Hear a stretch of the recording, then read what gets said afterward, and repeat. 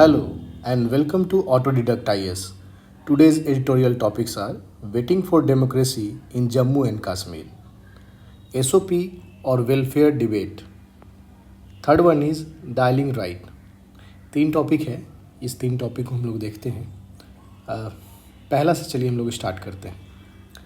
Basically ये waiting for democracy in Jammu Kashmir अभी आज 3 साल होने जा रहा है. आज 5 अगस्त है और इसी दिन 2019 में आर्टिकल जो 370 है उसको हटाया गया था जम्मू कश्मीर से और जम्मू कश्मीर को 2 यूनियन टेरिटरी में बांट दिया गया था. ये आपको पहले से पता है ये सब चीज़, ठीक है. इसमें अभी जो इसमें जो रीज़न दिया गया है राइटर के हिसाब से कि जब ये हटाया गया तो उस समय क्या क्या रीज़न गवर्नमेंट दी थी, इससे क्या बेनिफिट होगा वो गवर्नमेंट वहाँ पे बताई थी, ठीक है. तो उसमें पहला बताया था कि अगर ये इससे क्या होगा कि जो राइट है और बेनिफिट ऑफ इंडियन डेमोक्रेसी वहाँ के लोगों को भी मिलेगा, ठीक है ना. जो अभी 370 के कारण नहीं जा पा रहा है वो सारा चीज़ भी मिलेगा. इसके बाद आपको पता होगा कि वहाँ पे बहुत सारा चीज़ जो हम लोग यहाँ एक्ट बनाते थे वहाँ लागू नहीं होता था. वहाँ 370 से पहले वहाँ का जो आपका पार्लियामेंट, वहाँ का जो स्टेट लेजिस्लेचर है उसको जब तक पास नहीं करेगा जब तक वहाँ पे लागू नहीं होता था, ठीक है. वही सब चीज़ वहाँ पे उस समय में बात हो रही थी 2019 में जब ये हटाया जा रहा था. दूसरा एक और हुआ कि भाई अगर इसको हटा देंगे तो हम लोग ज़्यादा अच्छा से सिक्योरिटी हम लोग इम्प्रूव कर लेंगे उस एरिया का, ठीक है. मिलिटेंसी जो है वो वहाँ से हम लोग हटा सकते हैं. फिर जम्मू कश्मीर जम्मू कश्मीर का इकनॉमी और इंडिया का इकनॉमी को हम लोग एक साथ इंटीग्रेट कर सकते हैं. उस इंटीग्रेशन का फ़ायदा वहाँ के आदमी को भी होगा, प्रॉस्पेरिटी वहाँ आएगा, ठीक है. इसके बाद जब जो कश्मीरी पंडित है उसको हम लोग वहाँ पे फिर से रीएस्टेब्लिश करवा सकते हैं, रिटर्न करवा सकते हैं. और एक और बताया कि नॉन डायनिस्टिक पॉलिटिक्स है ना, वंशवाद जो चल रहा है पॉलिटिक्स में वो ख़त्म होकर एक नया पॉलिटिक्स सिस्टम वहाँ पे इमर्ज होगा, ठीक है. तो ये सारा चीज़ वहाँ पे उस समय में रीज़न गवर्नमेंट की तरफ से दिया गया था. तो राइटर ये बोल रही थी कि हम लोग देखते हैं कहाँ तक ये अचीवमेंट हो पाया है हमारा गोल, ठीक है ना. तो वो एक एक करके जैसे सिक्योरिटी के बारे में बात की, तो सिक्योरिटी में बात किया गया कि जैसे इसमें सारा डेटा वाइज में बात की है कुछ देकर, तो सारा तो यूज़ नहीं हुआ लेकिन जो इंपॉर्टेंट चीज़ है उसको हम यहाँ पे ले लिए हैं. तो इसमें पहला बात इन्होंने बताया कि जो होम मिनिस्ट्री है, होम मिनिस्ट्री के अकॉर्डिंग जो है जो सिविलियन वहाँ जो डेथ किया है 2014 से लेकर 2019 जो 5 साल का एरा है, टाइम पीरियड है, उसमें 177 डेथ हुआ है, किलिंग हुआ है. लेकिन जो 19 से 21 ये 2 साल में ही आपको 87 डेथ हुआ है. तो ये जो आप बात कर रहे थे कि वहाँ पे जो सिक्योरिटी वाला है और ये सब कम होगा, मिलिटेंसी कम होगा, ये इस डेटा से तो नहीं लग रहा है ऐसा.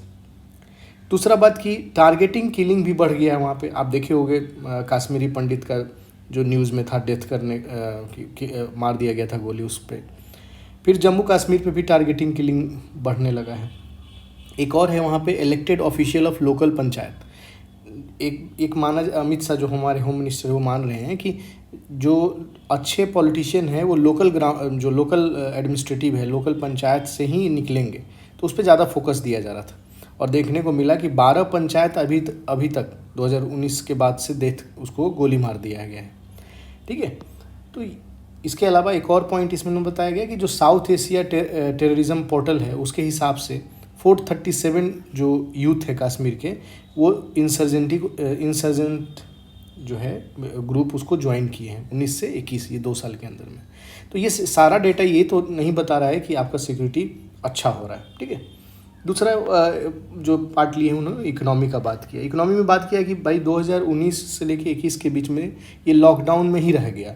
पहले तो शुरुआती दौर में जब वो हटाया गया उसमें सिक्योरिटी कारण देकर उसको लॉकडाउन लगाया गया और फिर उसके बाद कोविड-19 का लॉकडाउन लग गया.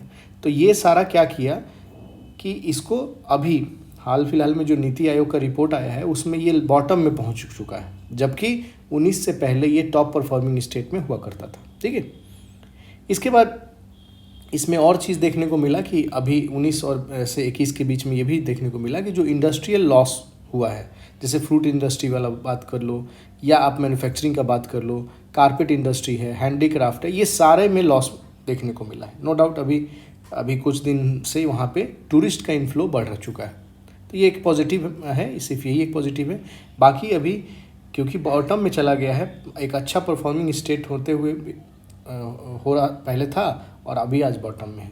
तो ये सारा चीज़ तो नहीं दिखा रहा है कि जो आप इकोनॉमिक प्रॉस्पेरिटी का जो बात कर रहे थे वो कहीं दिखता नहीं है यहाँ पे, ठीक है। इसके बाद एक और, जैसे ह्यूमन राइट बोले थे कि राइट वगैरह सब एक्सटेंड करेंगे, या जो इंडिया में जो राइट है वो वहाँ जम्मू कश्मीर का भी राइट वो बढ़ेगा हमारा। तो आप ये तो नहीं दिख रहा है। इसमें बात किया गया कि 5,000 प्लस जो है अरेस्ट आप करके रखे हुए, हाउस अरेस्ट रखे हुए हो, ठीक है। आप ह्यूमन राइट और डेमोक्रेसी का बात कर रहे थे, वहाँ पे जहाँ पे जो इलेक्टोरल जो रिप्रेजेंटेटिव है आप उसको हाउस अरेस्ट रखे हुए, पॉलिटिकल लीडर का अरेस्ट है, एक्टिविस्ट है उसको भी अरेस्ट किए हो, मीडिया पर्सन है, ये सारे को अरेस्ट किए हो। तो कहाँ पे आपका ह्यूमन राइट और फ्रीडम ऑफ एक्सप्रेशन वहाँ पे कहाँ तक पहुँचा है, आप इससे अंदाज़ा लगा सकते हो, ठीक है। इसके बाद इन्होंने एक और चीज़ बोला कि जो डिलिमिटेशन कमीशन अभी हाल फिलहाल में रिपोर्ट दिया है, उस रिपोर्ट के हिसाब से नया जो कॉन्स्टिट्यूशन बना है उसमें साफ ये दिखने को मिल रहा है कि जो consolidated Hindu and Muslim constituency बनाया है कि एक रीजन में हिंदू का, एक रीजन में मुस्लिम का, इस टाइप से। जैसे ये कॉन्स्टिट्यूंसी ऐसे बनाया गया, तो ये मान लो अगर हिंदू का है तो दूसरा कॉन्स्टिट्यूंसी अगर ये बना रहा है, जैसे मान लो ये दूसरा कॉन्स्टिट्यूंसी है ऐसे, तो ये हो सकता है मुस्लिम का है। तो इस तरह से अलग अलग आप सेपरेट कर रहे हो। तो ये राइटर बता रही है ऐसा काम तो जो पुराने जो टेररिस्ट ऑर्गेनाइजेशन थे जैसे लश्कर तौबा, जैसे मोहम्मद, ये भी तो यही काम कर रहे थे कि हिंदू मुस्लिम को बांट रहे थे, और आप एज ए गवर्नमेंट आप भी वही काम कर रहे हो, ठीक है। तो ये आगे चल कर दोनों के लिए सही नहीं होगा, उस स्टेट के लिए भी और इंडिया एज ए नेशन के लिए भी सही नहीं होगा। आगे इसमें ये बात किया जा रहा है कि जो आपका स्टेट बहुत दिन से कन्फ्लिक्ट एरिया में है, तो उसमें तुरंत आपको सलूशन नहीं मिलेगा, लॉन्ग टर्म टास्क है उसमें सलूशन और प्रोस्पेरिटी लाने में, ठीक है। एक बात ये भी कहा गया है इस तरह में। इसमें एक और बात बताया गया है कि जो अभी के पीएम हैं और पहले के पीएम क्या कर रहे थे और अभी का क्या कर रहे हैं। तो वो बोल रहे थे, वाजपेयी जी का नाम भी यूज हुआ है कि जो वो पीस मेकिंग ग्राउंड इस्टेब्लिश कराए थे। फिर उसके बाद मनमोहन सिंह का भी बात हुआ है, जो वो वहाँ पे टाइटन सिक्योरिटी ग्रिड बना दिए थे, ज़्यादा सिक्योरिटी पे वो ध्यान दे रहे थे, ना कि आदमी पे ही सिक्योरिटी लगा रहे थे, ठीक है। ग्रिड बना दिए, वहाँ पे एक तरह से इमेकेबल इन्वायरमेंट था, लेकिन वो सिक्योरिटी के अंदर में हुआ करता था। ये दोनों ही वहाँ पे क्या फ़ायदा उसको पहुँचाया कि एक तो कैजुअलिटी घटा दिया दोनों में, मतलब जो ये जो दोनों प्रोसेस है वाजपेयी जी का और मनमोहन सिंह का, ये फ़ायदा हुआ कि ना सिटीजन डेथ कर रहा था, ना सिक्योरिटी पर्सनल डेथ था, ये दोनों में कमी आ गई। उसके बाद इकोनॉमी को ओपन किया गया और क्रॉस बॉर्डर ट्रेड के लिए उसमें प्रावधान बनाया गया, ठीक है। तो ये सारा जो है आपको नो डाउट ये जो पीस वाला जो टाइम था, ये पीस पीरियड था, वो इकोनॉमिक प्रोस्पेरिटी भी लेकर आया, तभी तो वो मतलब अच्छा परफॉर्मिंग स्टेट में वो आ रहा था 2019 से पहले। अभी के स्टेट में अभी बात, ये तो प्रीवियस हो गया, अभी का यहाँ पे आ जाइए। यहाँ पे मोदी जी का कार्यकाल है, तो इसमें यूनिलेटरलिज्म अगर आप को ज़्यादा प्रेफरेंस दे रहे हो एबव इलेक्टोरल डेमोक्रेसी और फ्रीडम ऑफ एक्सप्रेशन से, ठीक है। तो ये इससे क्या रिजल्ट हुआ कि जो गेन हम लोग जो पिछले प्रीवियस 2 पीएम जो हमारे ग्राउंड तैयार करके गए थे, जिससे कि हम लोग फ़ायदा उठा सकते थे, वो अब हम लोग फ़ायदा नहीं उठा पाएंगे, ठीक है ना। तो वो यहाँ पे ये बात कर रहे हैं। तो अभी नीड क्या है, इस चीज़ में हमको ज़रूरत क्या है कि इस सिचुएशन में क्या किया जाए।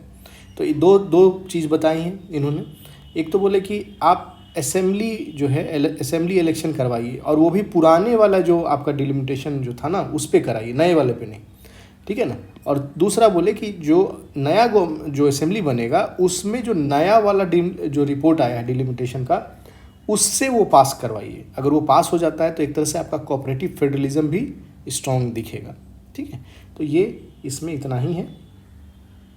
आगे चलते हैं हम लोग। ये है एसओपी और वेलफेयर डिबेट। देखिए इसे हमको लगता है कि 2 दिन पहले भी हम लोग इस पर बात किए थे, ठीक है, कि एसओपी अगर आपको फ्री वायस और वेलफेयर, आप फ्री वायस और वेलफेयर को आप एक ही नहीं बोल सकते हो, ठीक है ना। तो यहाँ पे इसमें डाउट स्टार्ट हो गया था हम लोग 1 मिनट उसको देखते हैं।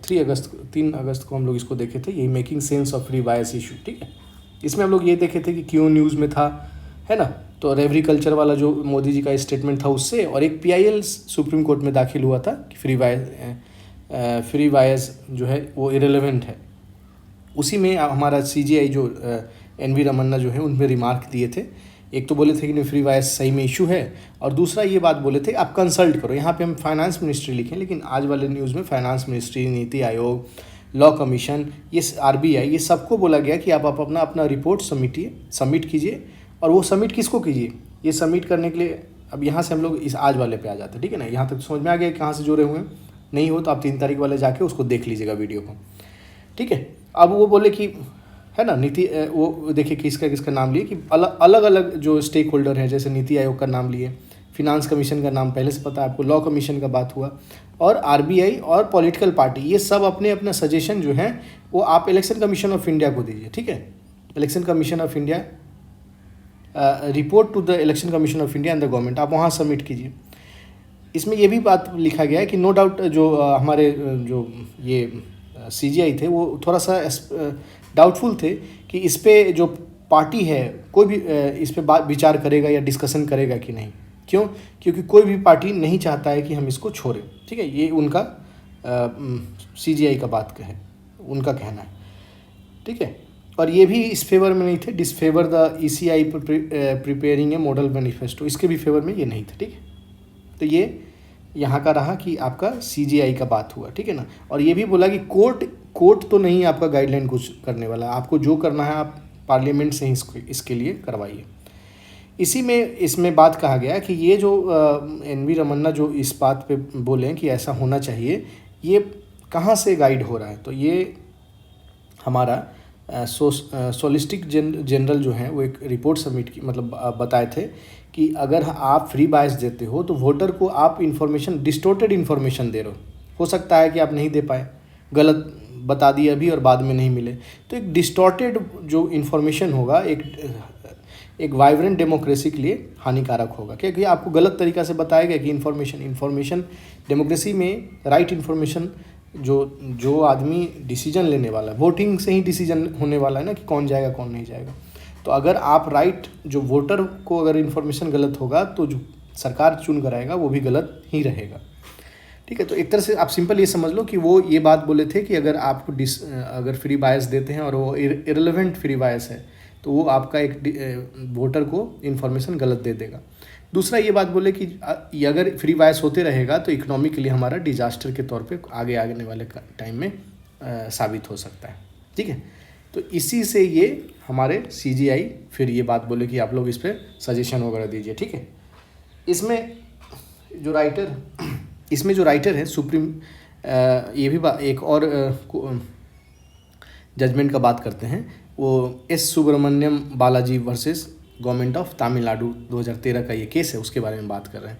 तो इस केस में नो डाउट जो सुप्रीम कोर्ट था, जो ये ऊपर वाला जो फ्री बायस है उसके बारे में बहुत हद तक बात किया है। इसमें पहला बात ये बताया, बहुत इंपॉर्टेंट है, याद रखिएगा। इस जजमेंट में जो आप अगर डिस्ट्रीब्यूशन ऑफ टेलीविज़न सेट और कंज्यूमर गुड्स अगर आप देते हो, ठीक है ना, और तो वो गलत नहीं माना जाएगा, ना ही वो गलत होगा, ठीक है, ना इधर इलीगल है और ना ही करप्ट प्रैक्टिस है। उसका कारण ये बताएं क्योंकि ये टारगेट करता है वुमेन को, फार्मर को, पुअर सेक्शन ऑफ सोसाइटी को, ठीक है। और ये काम हमारा DPSP में दिया गया है कि ये लोग को अपलिफ्ट कराना है, ये लोग को हेल्प करना है। तो इस बेसिस पे ये इलीगल भी नहीं होगा और करप्शन भी नहीं होगा, बशर्ते ये बात कहा गया इसमें कि ये बात कहा गया कि ये जो पैसा आएगा, जो आप जिस पैसा से आप सेट, अगर ये टीवी सेट और कंज्यूमर आइटम जो बांटने जा रहे हो, वो पैसा जो है, जो फंड जो निकाले हो, वो सही तरीक़ा से लेजिस्लेटिव वे में आया हो, है ना, एक संवैधानिक तरीक़ा से वो पैसा पास हुआ हो, तो वो गलत नहीं होगा, ना ही वो गलत होगा, ना ही वो करप्ट प्रैक्टिस होगा, ठीक है। तो ये दो बात, ये आपका 2013 वाले जो सुब्रमण्यम बालाजी वाला केस में सुप्रीम कोर्ट का कहना था। इसके बाद ये भी उस समय में कहा गया था कि इलेक्शन जो कमीशन है वो गाइडलाइन जारी करे इसके इससे रिलेटेड, फ्री बायस से रिलेटेड, ठीक है। तो बाद में इलेक्शन जो है, election commission model code of conduct बनाया और इसमें यही बात बताया कि आप जो फ्री बायस जो देने का बात करते हो, आप ऐसा नहीं होना चाहिए कि वोटर को आप निगेटिवली इन्फ्लुएंस कर रहे हो, ठीक है ना। और जो इलेक्शन प्रोसेस का प्योरिटी है उसको आप इम्प्योर कर रहे हो, मतलब सही तरीक़ा से आप एलोर नहीं कर सकते कि भाई तुम हमको वोट दे दो, हम तुमको ये दे देंगे, वैसा नहीं होना चाहिए। तो ये भी एक तरह से वेगनेस टाइप का लग रहा है, ये मेरा मानना है, लेकिन वो ये यहाँ पे ये बात इलेक्शन कमीशन का है। दूसरा है, it added that only promise which are, हाँ ये भी बोला कि जो प्रॉमिस आप वैसा ही प्रॉमिस करो जिसको आप फुलफिल कर सकते हो, ठीक है ना। और आप ये भी बताओ कि वो पैसा कहाँ से लाओगे उस फुलफिल करने के लिए, ठीक है ना। तो आप वो भी मेज़र बताइए, promise measure and indicate means of funding it, ठीक है ना, कहाँ से लाओगे। ये आपका इलेक्शन कमीशन का जो मॉडल कोड ऑफ कंडक्ट आया 2013 के बाद, उसमें ये 2 बात कहा गया था, ठीक है। इसमें फिर यही राइटर बोल रहे हैं कि आगे का जो काम है, जो आप वेलफेयर मेज़र का और पॉपुलिस्ट वाला जो कि भाई फ्री बीज है या वेलफेयर मेज़र है, इलेक्शन से पहले क्या करना चाहिए, ठीक है, फिजिकल रिस्पॉन्सिबिलिटी बढ़ाएगा घटेगा, ये बाकी तमाम जो फ्री बीज से रिलेटेड जो है ये आपका लेजिस्लेचर के थ्रू ही आना चाहिए। इससे ये एंड करते हैं राइटर, ठीक है। अगला पे हम लोग चलते हैं। अगला है डायलिंग राइट। ये बहुत ज़्यादा नहीं है, इसमें अभी हाल फिलहाल में देखे होगे 5G स्पेक्ट्रम का एलोकेशन हुआ है और इसमें आपको पता होगा कि बहुत ज़्यादा इसमें गवर्नमेंट जितना चाह रही थी उससे अच्छा इसको मुनाफा हुआ है। इसमें आपका एक तो जियो है, ठीक है ना, एयरटेल है, ठीक है, और एक आपका वोडाफोन है और एक और आपका अदानी ग्रुप भी आई है, ठीक है। ये 4 इसमें 5G में आया था और इसमें से जो सबसे ज़्यादा जो परसेंटेज ऑफ जो आपको स्पेक्ट्रम एलोकेट हुआ है वो सबसे ज़्यादा जियो लिया है और इसका पैसा भी 88,000 के आसपास, 88,000 ये दिया है, 45,000 के पास इसका था, 19,000 के अप्रोक्स ये है और 200 या 210 समथिंग के हिसाब से अदानी ग्रुप, कुछ छोटा ही ग्रुप मतलब स्पेक्ट्रम लिए हैं और पार्टिकुलर एरिया का ही लिए हैं, तो इसलिए बहुत कम है। ये पूरा मिलाकर आपका ये पहुंच गया है 1.5 लाख करोड़ के आसपास का, ठीक है। इतना का फ़ायदा गवर्नमेंट को हुआ है, ठीक। इसमें प्रॉब्लम तो यहाँ तो नहीं है, ये तो सिर्फ जानकारी के लिए है। यहाँ ये बात हो रही है कि जैसे एक बात ये बताया कि इतना पैसा आने का एक इंडिकेशन है कि जो इंडस्ट्री ये पहले नीचे जा रही थी अब ये अच्छा एक सनराइज इंडस्ट्री के तौर पे देखने को मिल सकता है, मतलब अच्छा परफॉर्मिंग इंडस्ट्री के रूप में देखने को मिल सकता है, ठीक है।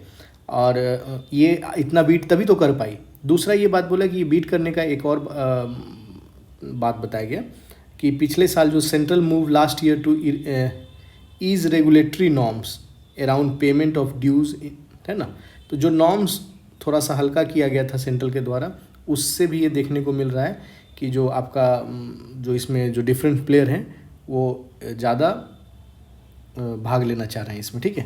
दूसरा इसमें एक और है कि पिछले साल ये भी देखने को मिला कि सारे मतलब जियो बढ़ाया अपना पैसा दाम टेरिफ बढ़ाया, तो एयरटेल वोडाफोन सब अपना अपना टेरिफ बढ़ा दिया, तो इससे क्या हुआ कि सारे का रेवेन्यू अच्छा हुआ, ठीक है ना। वही कारण है, ये पैसा हम ये बात कर रहे हैं कि ये पैसा इतना दे कैसे पाया और अच्छा इनकम कैसे हो पाया। तो पहले जो ले रहा है उसके पास पैसा आना चाहिए, तो एक तो गवर्नमेंट उसको थोड़ा नॉर्म्स थोड़ा सा लूज की, उससे एक फ़ायदा। दूसरा पूरे इंडस्ट्री में ही सब एक साथ टैरिफ बढ़ाया, उससे उसको फ़ायदा हुआ।